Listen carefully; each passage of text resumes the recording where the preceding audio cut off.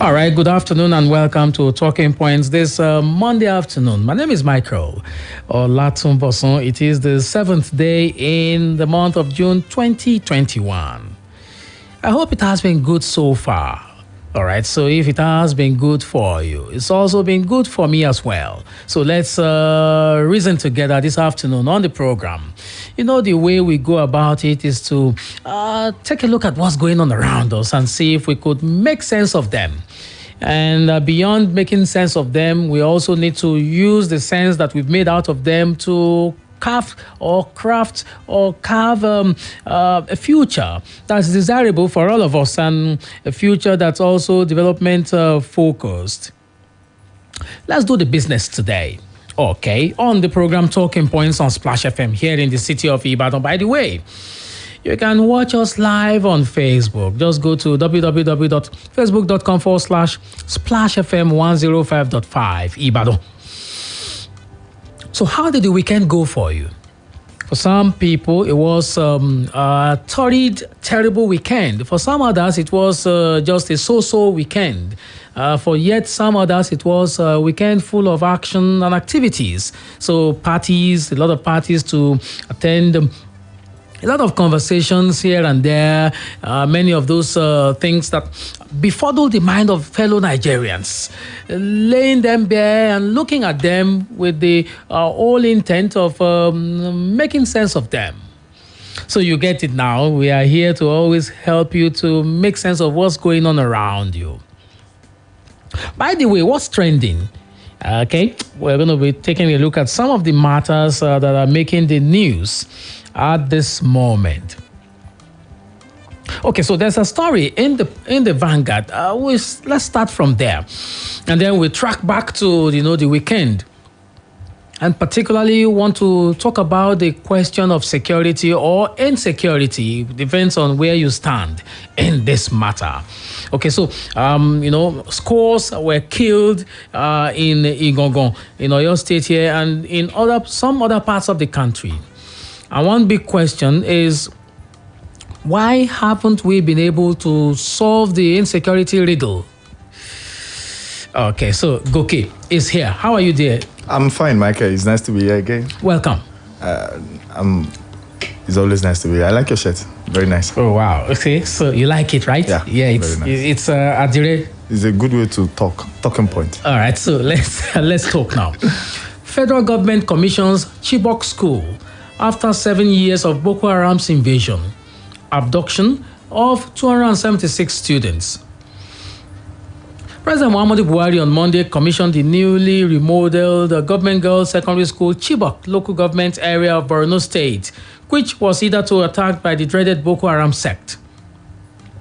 The new school is now government secondary school, as is mixed with boys and girls. It used to be, girls only school. So the attack, which took place on the 14th of April 2014, had left about 276 schoolgirls, mostly Christians, being abducted and ferried into Sambisa forest after destruction of property within the school premises. Since then, former President Goodluck Jonathan, through his finance minister, Dr. Ngozi Okonjo-Iweala, visited Chibok in March 2015, where she laid a foundation for rebuilding the school.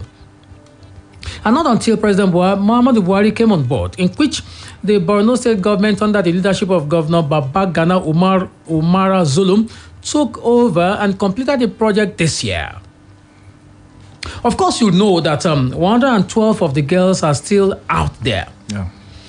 But then, this should be good news, right? Yeah, it's a good news for me. Ultra-modern facility, right? Ultra-modern facility. But of course, what is the state of security there? Are the students willing to go back to school? If they go back to school, are they sure of their safety? Are they going to learn in that conducive environment? And because these are questions that we should ask ourselves, because all of these things have damage that they do to the body system. They have damage that they do to the community around.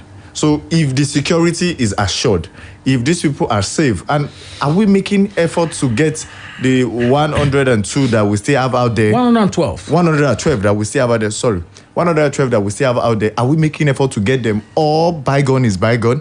These are questions that we should ask. But of course, it's a good move as far as I'm concerned. But what is the state of security there now? Of course, you recall that after Chibok, there had been, various other abductions. Exactly. Okay, so you also had the Buniyadi experience. You had, the Kankara boys. Even the most recent one, the Islamia students in Niger. who were abducted. You had the Greenfield University students. You had all sorts. But the point is this.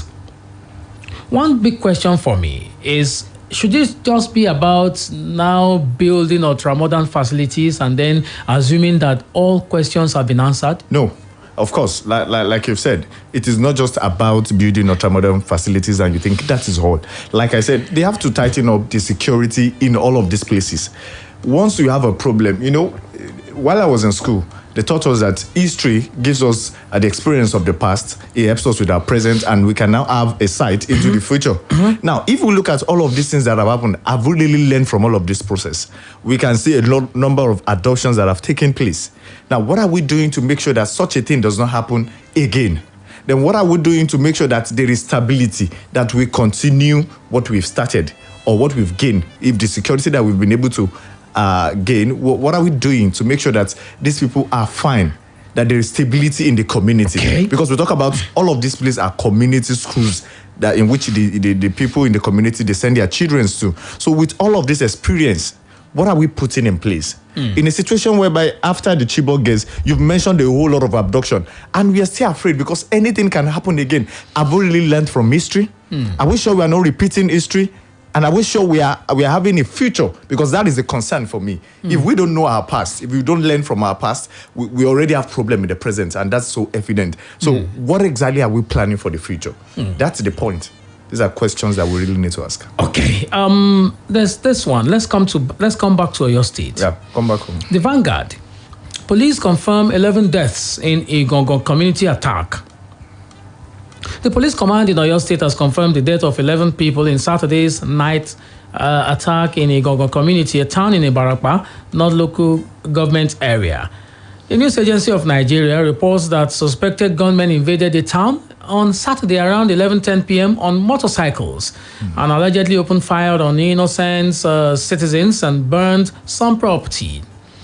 The police public relations officer in the state DSP, Adewale Oshifeso, made this known in a statement Sunday in Ibadan. Oshifeso said that a total of 11 people, including some of the assailants, were confirmed dead in the incident. The PPRO said that the number of vehicles and buildings, including the palace of Ashigongo of Igongo town and a filling station, were razed. According to him, the Commissioner of Police, Ngozi Onodeko, had on Sunday paid an on-the-spot assessment visit to the town to critically assess the level and course of damage. And intelligence and tactical apparatuses consisting of police mobile force personnel, patrol units, and other tactical teams in concert with local hunters and vigilante group from the community were deployed to forestall further breakdown of law and order in the area, he said. So, within the scope of this conversation, you have the one in Tribune, Igongon killing, Southwest governors activate joint defense of Yoruba land by Amotekun. Governors of Southwest states under the aegis of Southwest Governors Forum on Sunday condemned the fresh attack on Igongon community, Ibarapa North local government area of Oyo State, by people suspected to be herdsmen, leading to loss of lives and destruction of property. The governors have also directed the commanders of the Southwest Security Network, Amotekun, to convoke a joint security meeting of all commanders in the Southwest with a view to commencing joint operations in the region. And chairman of the Southwest Governors Forum and governor of Ondo State, Rotimi Akeredolu, in a statement by him, described the attack on the peaceful community by the bandits as horrendous, callous, and highly provocative. Now, there has been, continual, roundabout crisis in that part of the country, particularly in that part of Oyo State where you have, herders and farmers in constant clashes. You now have this dimension of, people coming in the night on motorcycles and attacking the community. Yeah. What is your take on this one? Well, I think there is a problem. I talk about our intentionality of solving problem. And you were asking me the other time that, what do I really mean by intentionality of solving this problem? I think the first thing for me is for our political elite to know that we have a problem. They should admit that there have been a problem, which in most cases largely have been caused by their negligence. I was privy to the interview that Mr. Fatai Owosheni, the special advisor to the governor on security matters, was having with a radio TV station earlier today. And they were asking that, hope this is not a reprisal attack. And because there is this underlying issue between farmers and herders. And we are now seeing something like they just come and attack and they run away. Because we must understand that there is a problem. Now, back to the Amotekun that we are talking about. How well have they been able to equip these people to carry out their responsibility? We even hear there are rumors of issues of crisis between the Amotekun and the police. We are not seeing synergy of act. We are not seeing synergy of actions against all of these attacks that we are talking about. Because I'm privy to the information that just on Saturday, Mr. Edmond Obilo was interviewing some of the people, and one of them, a retired principal, came in, like, he had courts, all of these things. It's not nice at all. For me, it's tragedy. I was just jokingly saying to someone that some of us that gather Metro Stories, maybe we need extra salary. Because I can't just wake up and just see all of this bad news. What do they need to do? Get to the root of the matter. What is it that is causing all of this crisis? I was glad that the two of us, we attended a farmers' elder conflict resolution. Come to the table, bring the matter up to the table. These people that we call elders, these people that we call farmers, they have their leaders. How can we settle it? 2, try as much as possible to engage security experts. I mean, experts that really understand communal clashes and how we can settle all of this. After then, make sure that you give the security operative what they need. Discuss with them.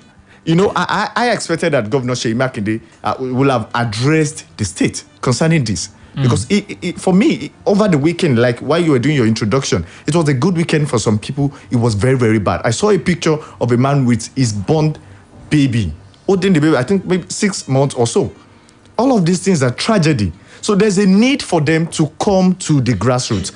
If there is a problem, acknowledge the problem first. Try to solve it. Let there be a resolution. Let there be a dialogue as much as possible. Try and equip the security operative. Then engage the people. Let them know that you are in charge. Let them know that you are in control. I told you the other time. I said all of these Southwest governor, they are just governor go slow in a way for me. Too much talk. We are not seeing action. Since the Asaba, since the data resolution, what have they done? See, the chairman of agricultural committee in Oyo State was telling the both of us that they have it already in the law. So enforce it, for Christ's sake. What do you need? Equip these people and let them carry out their action. We can't continue to sit like this and just watch people die under our watch. We can't continue, because if we are talking about all of these things, Ibarapa and all of these ones, these are Oyo State is an agrarian community. Exactly. So all of this have an implication even with some of us that reside in Ibadan. And that is showing, is a pointer to the insecurity that we have generally in Oyo State at the moment, and in Ibadan especially. So there's a need for them to acknowledge that there is a problem. Engage the right people. Engage experts. You are expert when it comes to journalism. Let them engage security experts. Equip the security operative. Talk with the people. What exactly is the problem? Can we engage? You see, when you say equip these security operatives, you have in that mix, particularly those places that are very close to the border. Yeah. You have immigration, custom. You have, you also have civil defense corps. You also have the police, the Nigerian police force. All these ones that we mentioned are not under the control of the state governor. Yeah, you're right. You're correct. All of these are not under the control of the state government, but we have Amotekun. In fact, the main purpose of Amotekun is to secure the borderlines against all of this attack. So let them equip them. Don't bother yourself too much on custom, because just some weeks ago, you can remember all of the tragedy that custom killed some innocent citizens and the issue of them coming in to carry. Leave all of those. troubles. Just get as much as possible enough funds to fund the Amotekun. Let your focus be on Amotekun. You see, someone said there's a saying that you don't bother yourself too much on things that you cannot control. Look at the things that you can control and how you can make the best out of it. We cannot continue to cry that the governor cannot control the custom, the governor cannot control the police, cannot control the civil defense. They can control Amotekun. Let them equip Amotekun. And let's see how we go through all of this. All right, it's still talking points on Splash FM. I'm still chatting with Goke. We're going to bring you into the fray in a moment. We'll open the phone lines, okay, so you can talk to us. We'd like to know what you think about some of these matters we're bringing to the table. You can keep these numbers, okay? 0809 155 1055, 0805 699 8678, and 07069 949 3000. Those are the numbers. Okay, so we have a punch here. Twitter ban. Federal government summons US, UK envoys, others over comments. I'll read that story, a bit of it, okay? The federal government has summoned the envoys of the United States, the United Kingdom, Canada, and the European Union in Nigeria over their recent comments on the suspension of microblogging site Twitter in the West African country. This was contained in an invitation to pressmen issued on Monday morning by Kemie Ebiemfa of the Crisis Monitoring and Public Communications Division of the Nigerian Ministry of Foreign Affairs. That release states, and I quote, "I'm directed to inform that following the recent ban on Twitter by the federal government and the press statement issued by some heads of diplomatic missions accredited to Nigeria on the subject matter, the Honorable Minister of Foreign Affairs, His Excellency Geoffrey Onyema, has invited the affected ambassadors to a meeting today, 12 noon. So that meeting should be still on about now, or probably have ended. The venue is Ministers' Conference Room, 8th floor. Okay, so you are hereby invited to cover the meeting. Thanks for your usual cooperation. The invite read. So the Punch had earlier reported that in a joint statement on Saturday, Canada, EU, UK, US, and the Republic of Ireland said banning systems of expression is not the way forward. The statement was titled Joint Statement from Diplomatic Missions of Canada, the European Union, Delegation to Nigeria, the Republic of Ireland, the United Kingdom, and the United States of America. It read, the diplomatic missions of Canada, the European Union delegation, and so on and so forth, convey our disappointment over the government of Nigeria's announcement suspending Twitter and proposing registration requirements for other social media. We strongly support the fundamental human rights of free expression and access to information as a pillar of democracy in Nigeria, as around the world, and these rights apply online as well as offline. Okay, so we'll just leave it at that. But essentially, the headline is this. Twitter ban. Federal government summons US, UK envoys, others over comments. And so while you are thinking about how to respond, there's the latest of it, where you have okay, so the updated now, this is the Punch still. The story here reads, NBC orders TV radio stations to deactivate Twitter accounts. It's in the Punch. The National Broadcasting Commission has directed all broadcast stations in the country to suspend the patronage of Twitter with immediate effect. The NBC said the decision followed the suspension of Twitter operations in Nigeria by the federal government over the persistent use of the platform for activities that are capable of undermining the corporate existence of Nigeria. The commission directed the broadcast stations to deinstall Twitter handles and desist from using Twitter as a source, that is user-generated content of information gathering for news and programs presentation, especially phone-in.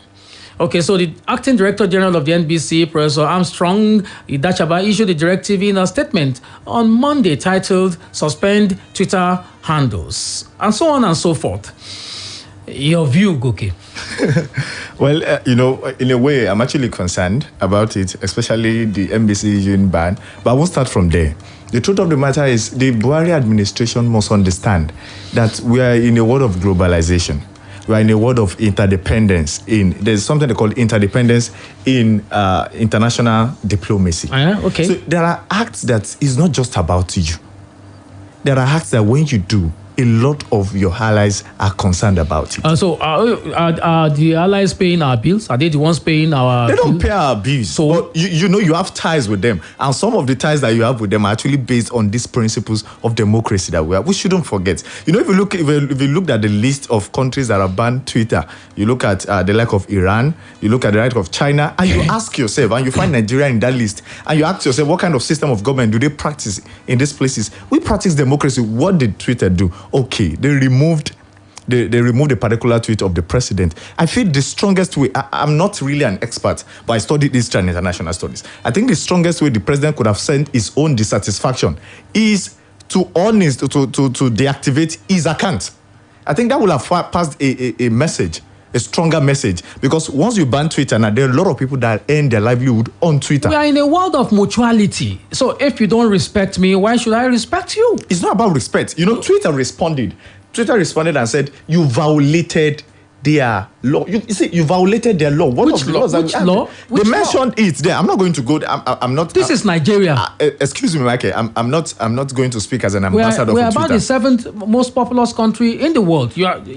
Are they trying to joke with, They are not trying to joke with you, but you are joking with yourself, because that is the truth of the matter. It pained the federal government that at a particular point in time, Twitter moved its headquarters, the African headquarters, to Ghana. They were planning to have that in Ghana. And the truth of the matter is they mentioned why they are taking it to Ghana. The truth is principle of democracy, free speech. It's just like in Yoruba. They just talked about the fact that you don't really support free speech. You don't really support democratic move. And the next thing that you're going to do is just to ban. Is that the way forward? Okay, so I hope, as a student of history and international studies, I hope to see the communique of the meeting that they have with all of this, because you can't just because of one move. And it's funny. The funny aspect of it all is, despite all of this, the vice president, the president, up to now still. And let me come back. You should have deactivated your account. Have you checked? That is the report. How am I supposed to check? If I go there now, Malami wants to, they want to sue me. And the funny story, let me quickly get back to NBC. NBC is asking radio stations now to ban that. I really do. I understand, and I'm not surprised.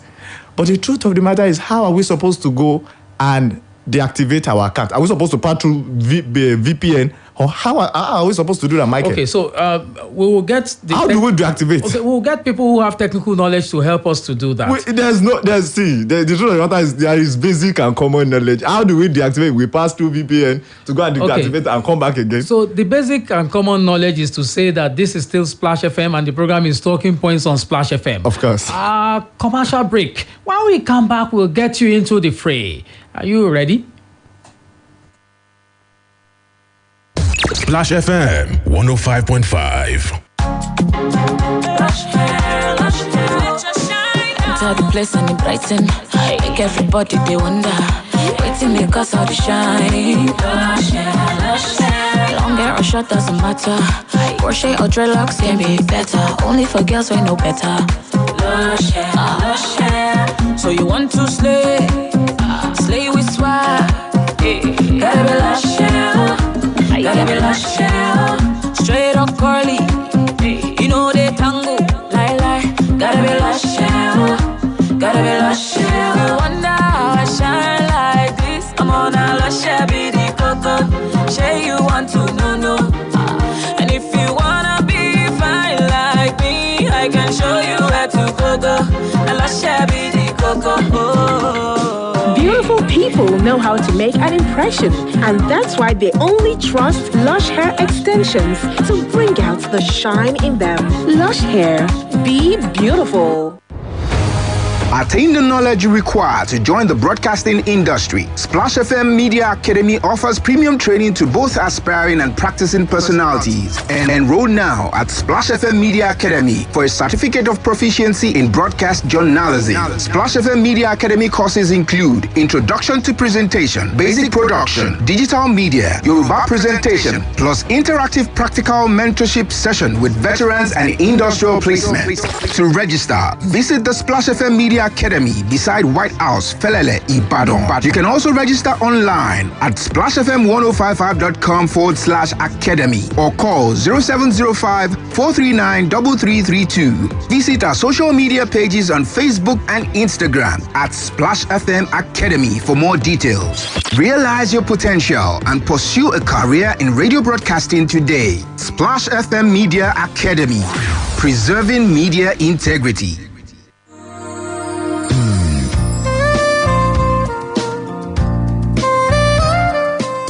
A fully furnished, nice and comfortable hostel accommodation in University of Ibadan, or a place for seminars and executive trainings at the same venue?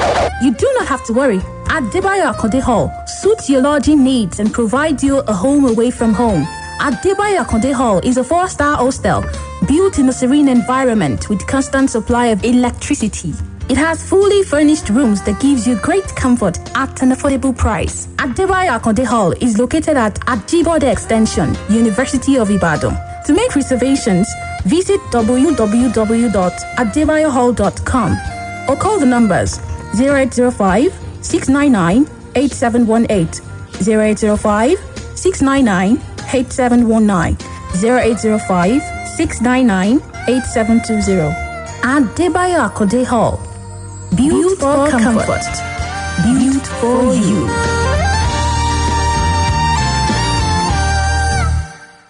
Sense of fresh. I feel the freshness. I got the confidence.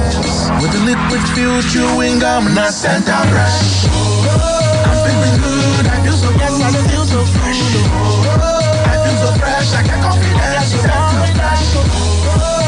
The correct chewing gum, not scent of fresh. No darling with scent of fresh. Scent of fresh chewing gum. Trust the freshness.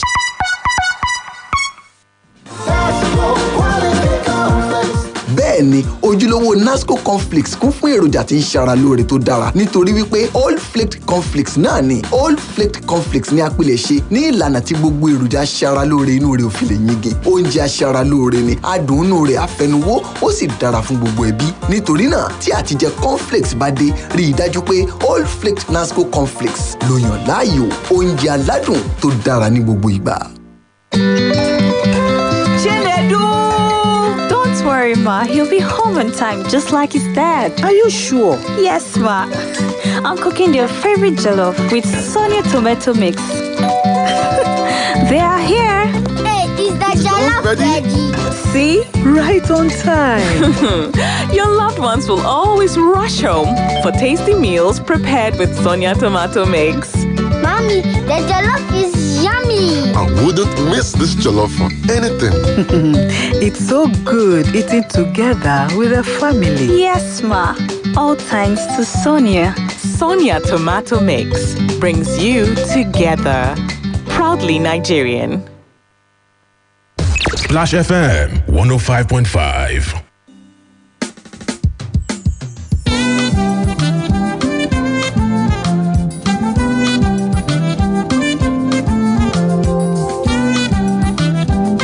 All right, you're welcome back. It's still Talking Points on Splash FM here in the city of Ibadan. You have a comment to make, please join us on 0809 155 1055, 0805 699 8678, and 07069 499 3000. Okay, those are the numbers to call in case you'd like to talk to us. Okay, so we're very much alive and kicking. Hello, good afternoon. Good afternoon. You're welcome to Talking Points today. My name is Olatunbosun. Yes, sir. I'm speaking from Elere Apata. Okay. My advice to the Western, Southwest government, they should equip Amotekun with heavy equipment. We should not be allowed, we should not be afraid of any constitution. The constitution is a lie. It's a lie. It's a lie put up by the military government. Okay. So we should forget about Mr. Egunjobi, have you read the history of how we got the 1999 Constitution?